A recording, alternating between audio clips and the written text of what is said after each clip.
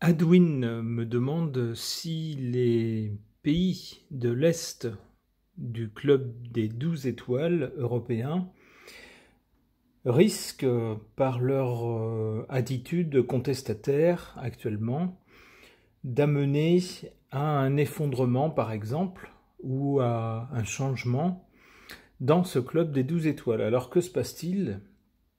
On a par exemple, concernant les migrants, un club des 12 étoiles qui voudrait faire adopter un pacte qui concernerait tous les pays du club pour que ceux-ci acceptent des arrivées de migrants sous diverses conditions.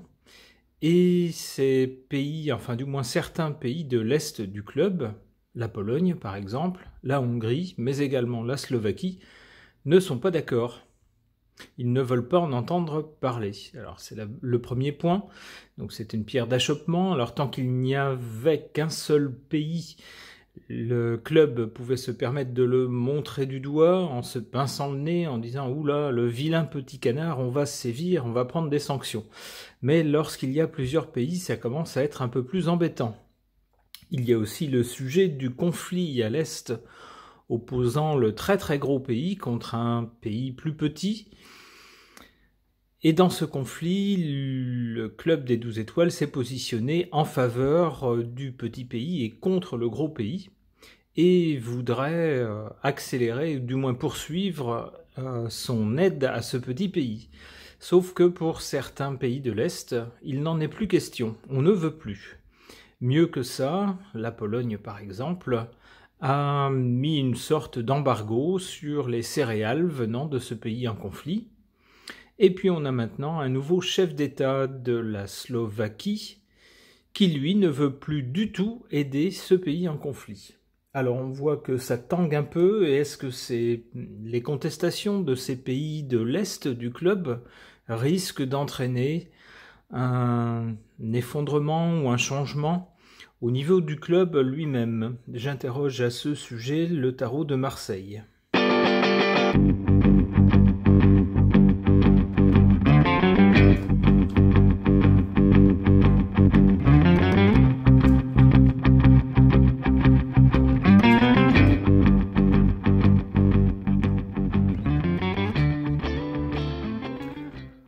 On voit bien pour le présent, ici, alors d'abord avec la Lune, on nous parle de peuple, en tout cas de population nationale, on nous parle de nation, de pays, et non pas d'un club. Il y a donc bien une sorte de retour, de réflexe, on pourrait dire, national, semble-t-il, avec cette carte. Alors la Lune nous parle aussi de choses qui sont pas très claires, pas très nettes. Vous connaissez le dicton, la nuit tous les chats sont gris. Lorsqu'on voit la Lune, elle a beau avoir un certain éclat, c'est pas comme en plein jour. Il y a des détails qui échappent, des petites choses qu'on ne voit pas.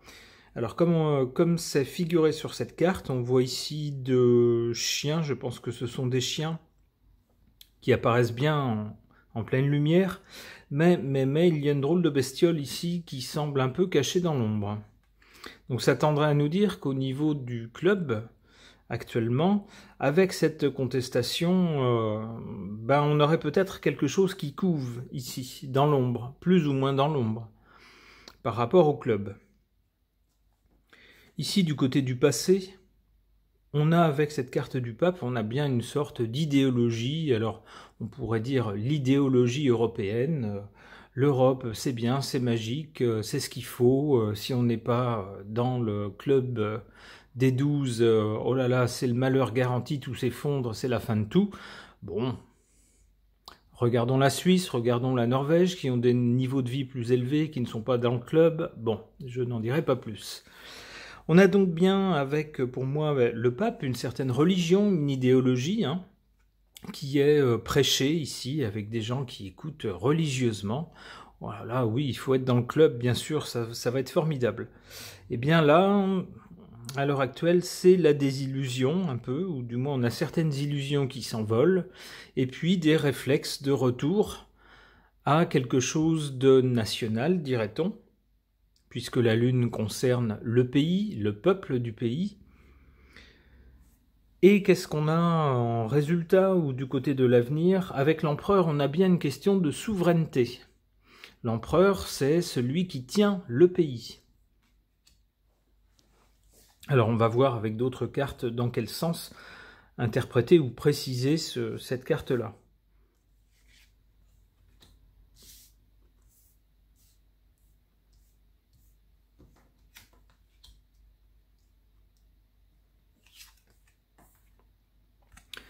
En défaveur du club ou des mouvements actuels un peu centrifuges, on a cette impératrice, donc la personne qui s'occupe en pratique du club, qui l'administre en quelque sorte.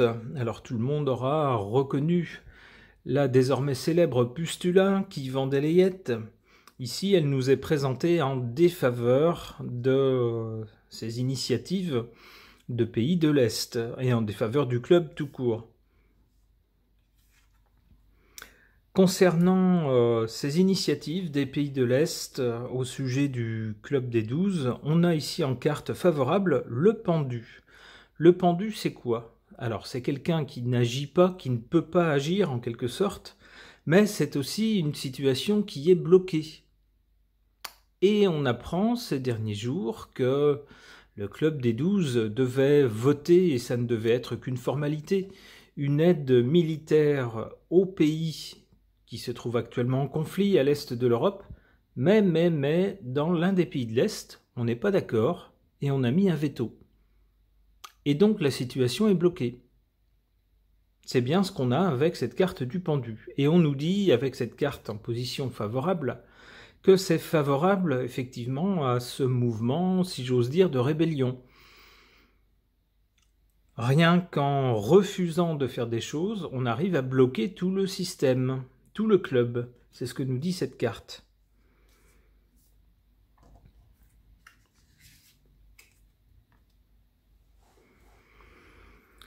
Alors à l'avenir, il y aura donc des questions avec l'empereur de souveraineté. Est-ce que ce qui va s'affronter, certainement, ça va être la souveraineté nationale de chaque pays avec la souveraineté fédérale du club.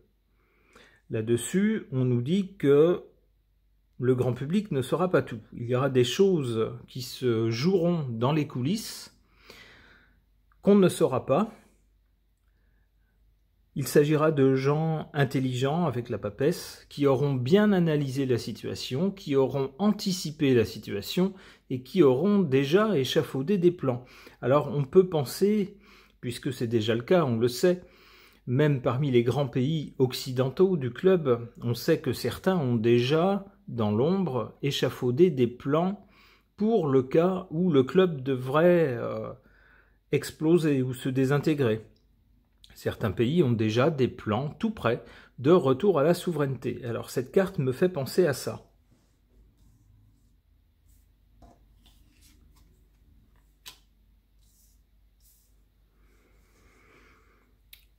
Avec cette carte du soleil, il est possible que ce qui était jusque-là caché concernant des questions de souveraineté apparaisse au grand jour. Et puis avec ces deux personnages qui se tendent la main, qui se soutiennent, j'y vois les pays de l'Est du Club des 12 qui actuellement, pour des raisons différentes peut-être, et puis sans non plus se taper dans la main, eh bien se rejoignent sur la même ligne contestataire, ce qui renforce bien sûr leur poids.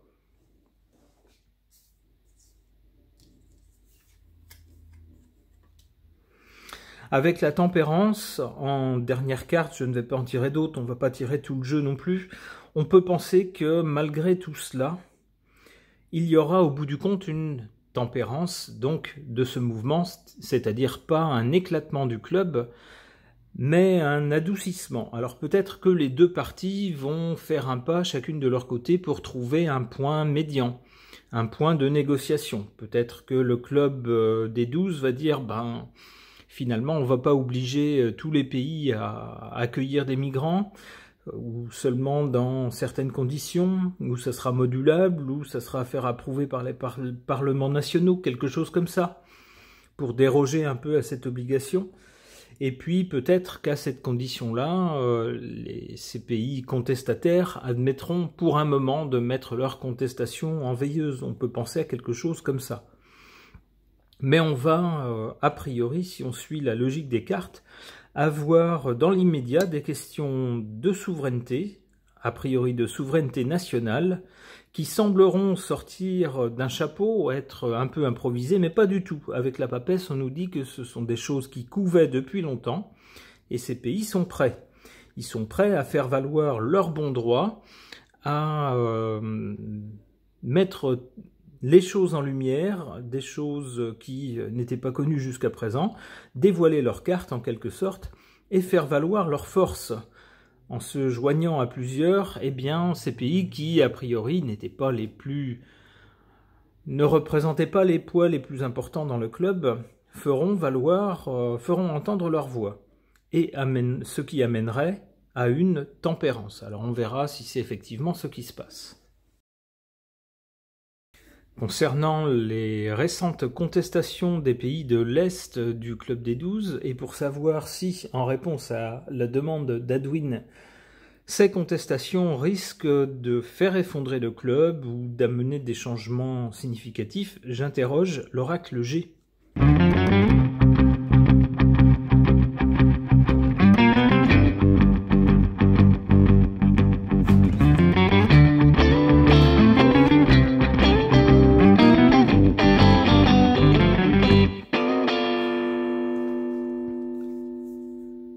La cigogne nous parle de nouvelles, comme les oiseaux qui amènent quelque chose, mais aussi on sait que c'est un oiseau migrateur. La cigogne nous parle donc de migration, et par association d'idées, de migrants. On est donc bien dans le sujet, puisque c'est l'un des points de crispation, voire de refus tout net de certains pays de l'Est du club, par rapport à l'acceptation de flux de migrants. Ici, du côté de l'origine, on nous parle d'une arme. Alors une arme, ça peut être aussi, c'est le symbole d'une agression, de l'agressivité. Alors il est possible que les pays de l'Est du club, qui dans un premier temps, lorsqu'ils sont rentrés dans le club, étaient des pays qui sortaient du communisme, qui étaient très pauvres, avaient tout à reconstruire et donc faisaient plutôt profil bas, eh bien, des décennies plus tard, ces pays se sont plus ou moins refait une santé économique, sont maintenant suffisamment solides pour faire entendre leur propre voix, ne plus être simplement des suiveurs, des membres du club seulement spectateurs, mais ils commencent à faire entendre leur petite voix en disant « nous, sur telle ou telle décision proposée par d'autres pays, on n'est tout simplement pas d'accord ». On a donc de l'opposition, de la contestation, et voire parfois aussi de l'agressivité, avec de l'affrontement. On a un pouvoir fédéral qui dit « vous n'êtes pas d'accord peut-être, mais c'est la même décision pour tout le monde, donc vous allez vous y plier ». Et on a appris récemment que la Pologne, par exemple, va intenter une action en justice. On a donc bien des attitudes qui deviennent un peu agressives. En particulier ici, un point de crispation concerne les migrants, ce qui est confirmé par la carte qui suit. Avec ce coquillage, on nous parle d'étrangers, d'ailleurs. Le fait que cette carte soit ici du côté du but ou de l'avenir, on nous confirme bien que c'est ce point-là qui va poser problème. Alors ce point-là concerne donc l'étranger. On peut penser aux migrants avec la carte centrale, mais également l'étranger, ce sont d'autres pays. Ça peut être un autre pays de l'Est, celui qui est actuellement en conflit par exemple.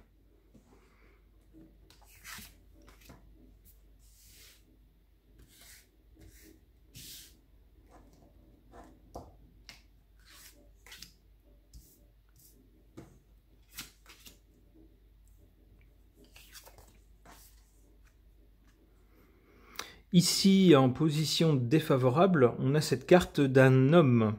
Alors un homme qui n'est ni vieux ni jeune. Alors on pourrait y voir par exemple un chef d'État. Par exemple, un des chefs d'État de ces pays de l'Est qui, avec leur contestation, commence à, on va dire, sérieusement déranger l'État fédéral de Bruxelles, et puis qui, carrément, ces derniers jours, quand je pense à la Hongrie en particulier, qui a mis son droit de veto sur la signature d'un accord concernant les migrants, donc bien sur la bonne ligne, a tout bloqué, carrément tout bloqué. Donc, on a bien un homme qui joue, si j'ose dire, défavorablement en matière de pacte de migration ici, et puis de façon plus générale vis-à-vis du club des 12 étoiles. En carte favorable, ici, on a cette carte du travail, qui semble nous dire que pour parvenir à quelque chose, il ne suffit pas de sortir de son chapeau des propositions en disant à tout le monde « votez pour, vous êtes obligés, vous êtes dans le club ». Non, c'est pas comme ça que ça se passe. On nous dit ici qu'il faut travailler les choses. Peut-être aller voir chaque pays, prendre en compte les intérêts de chaque pays et veiller à ce qu'ils ne soient pas lésés, ou s'ils sont lésés, veiller à ce que ce dommage soit compensé par autre chose. Il y a donc des choses à travailler.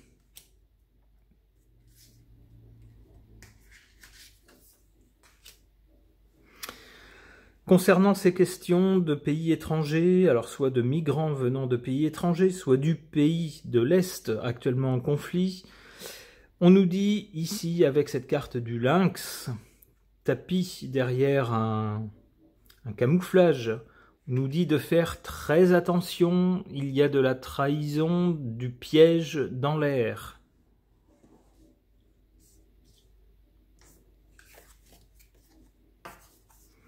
Et il va y avoir un choix.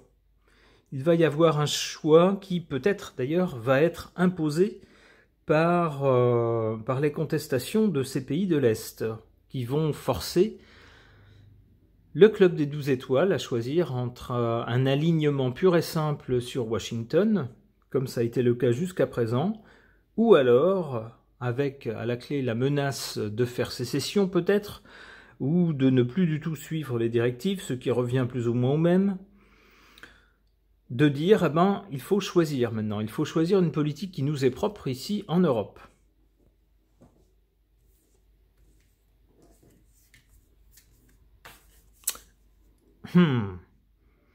Ici, on voit, suite à cette question du choix, on voit que les choses craquent.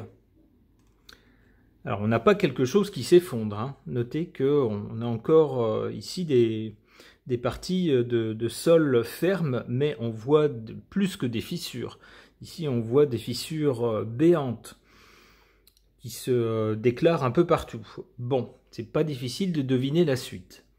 Ok, ce tirage est maintenant terminé. Merci de l'avoir suivi.